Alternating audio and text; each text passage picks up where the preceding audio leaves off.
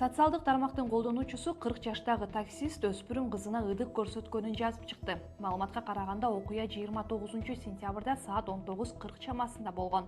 Менин кызым Чоктал айылында окуйт. Биз Караколдо жашайбыз. Мага окуу тарбия иштери боюнча тарбиячы чалып кызымдын ооруп калганын, өзүн жаман сезип жатканын айтып, алып кетүүмдү суранган. Жолдошум бош эмес болгондуктан таксист болуп иштеген агама чалып такси таап берүүнү сурандым.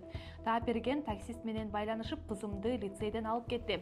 Унада дагы 2 жүргүнчү бар экен. Саат 19:30да кызым чалып шаарга киришкенин айтты. Таксист 2 жүргүнчүнү түшүрүп, кызымды үйгө жеткирейин дептир. Ал кызымдын рюкзагын ачып, ичинен тамеки көргөнүн айтып, кат апаң көрүп калат дептир. Ал тамеки чегерин да сураптыр. Кызым кээде колдоноорун айтыптыр. Тамеки чексең, ичсең да керек дептир. Андан соң буттарын кармалап, кызсыңбы деп сураптыр. Кызым коркуп кетип, ыйлап баштаганда мурду канаптыр. Таксист коркуп кетип, кечирим сурап, шайтан азгырганын айтыптыр. Эгер мамаңа айтсаң, мен сенин тамеки чегериңди айтам деп коркутуптур. Саат 19:40да үйгө келди. Көзү жашылданган. Эмне болгонун сурасам, жооп берген жок. Таксист актанып баштады. Кечки тамак ичип жатканда да ыйлады. Сурасам, эч нерсе болгон жок деп койду.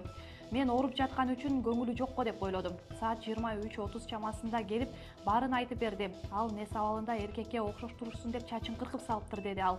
Аял таксист жазасыз калат деп коркуп жатканын кошумчалаган. Окуя боюнча Ысык Көл облустук милициясы маалымат берди. 30 сентябрда Каракол шаардык ички иштер бөлүмүнө 87-жылы туулган Жаран арыз менен кайрылган.